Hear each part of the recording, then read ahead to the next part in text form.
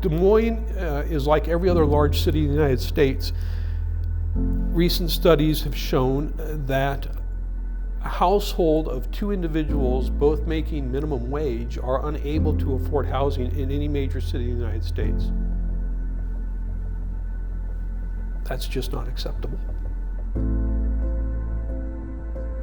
This is just the catalyst for further development for the whole area.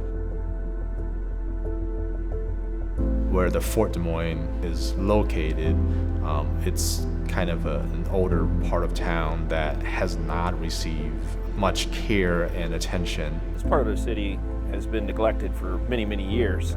All of society, all the city wrapped itself around the Fort Des Moines site and continued on. Some of the buildings had been just emptied out of the furniture, but there were scattered military insignia, deployment plans, furniture, just abandoned.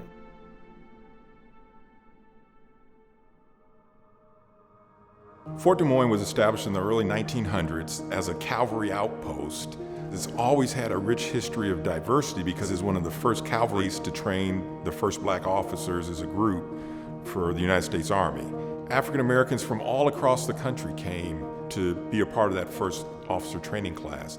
It included college graduates or college students who decided to answer the call because the leadership in the African American community at the time advocated for us to respond to the needs of our country in terms of coming and serving in the military. African Americans came from all across the country and they came and trained here in Iowa. 25 years later, Fort Des Moines was the place that they first trained the Women's Army Auxiliary Corps for World War II. Women from all walks of life, from all across the country, trained for the Women's Army Auxiliary Corps, and they changed their name later to the Women's Army Corps.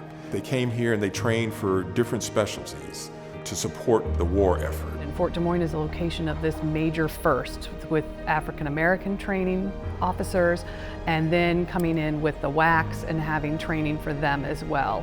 The site during World War II grew significantly to be able to house all the women that were coming in and all of the male soldiers that were coming in and being processed for the war. They had an increase of something like 150 buildings that were added to the site in what was called Boomtown. Then after World War II, Fort Des Moines served as a place where returning soldiers ended up living. Veterans lived in the housing down here in the Fort Des Moines area. And then Fort Des Moines has continued military presence with the Army Reserve units, the Marine Corps, Navy Reserve units located here.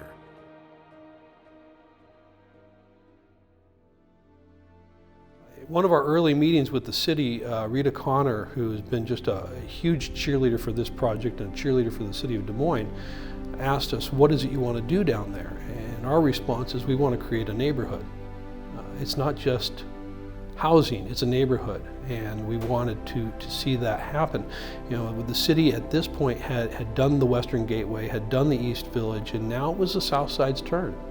As a council member, it's one of my priorities that we would renovate and really show the people that served in the war, World War II, and the WAACs and the African American soldiers, that their barracks, that we weren't going to neglect these, and somebody was actually going to care for them and fix them up and be able to use them again. We acquired the land very early in this process. It was beautiful, stately structures with nearly every single pane of glass broken, grass that at times would be 3 feet tall. And so this was a site where everyone ignored. It's a $41 million project. It encompasses 13 acres of land. It has 10 buildings. 142 housing units came out of that property.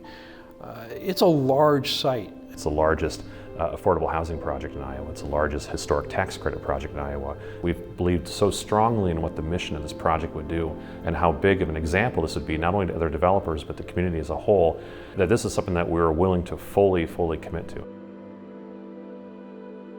It's a rehabilitation and it's not a restoration, so it's understanding that buildings' use can change over time.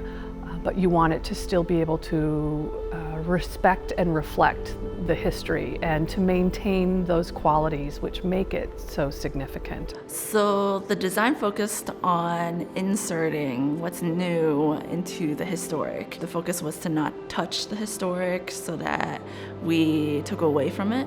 We try to keep all the newly built element as clean as possible, in a way as minimal as possible.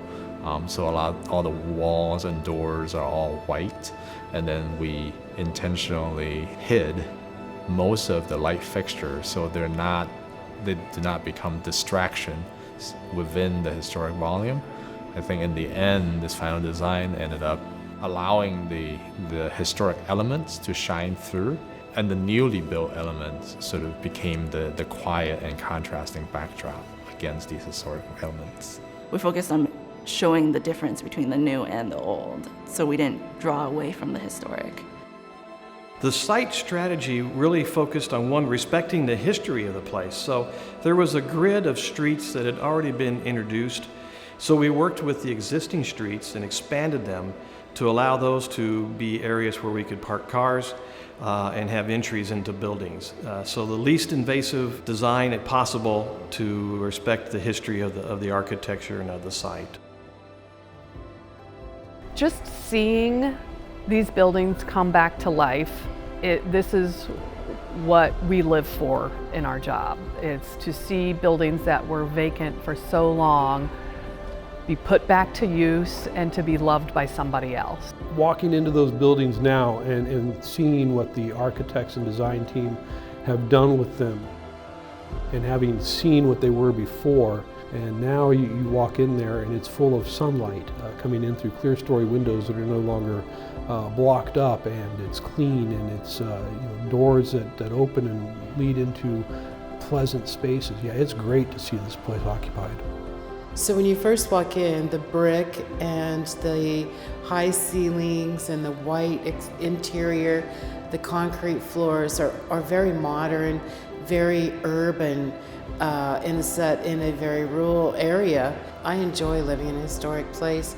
It adds to the history and adds to the ambiance and my own history. I plan to make Fort Des Moines my home for a number of years.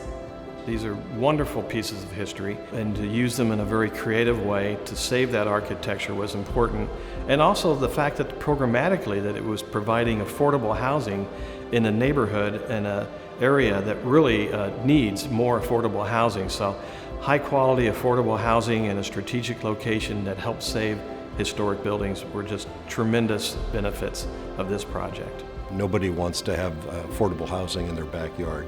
So it's really how you take not only a historic property, but a national landmark, integrate sort of social housing into that history, into that fabric, and do it in a way that infuses those residences with that sense of history and really make that part of a community. Fort Des Moines is a reflection of what we want to be as a firm, because when there's something that's worth doing, we as a firm are willing to go embrace it and solve that problem. And it's not just Fort Des Moines, but other projects that we've done across the state, and we're looking at doing all across the country right now.